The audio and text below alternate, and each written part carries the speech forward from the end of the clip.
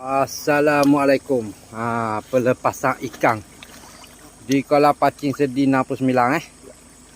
Tarikh hari ni 28 hari bulan 4. Pukul 8 lebih pukul 8 lebih malam malam ni tak ada orang, saya seorang je malam ni. Sebanyak 500 kilo.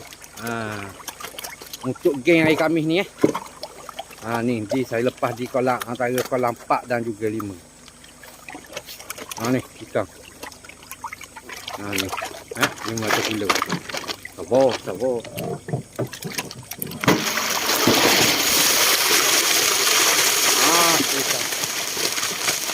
Ikan 500 kilo.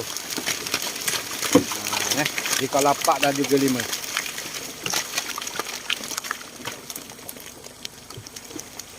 Tak ada orang, saya seorang je mana ni.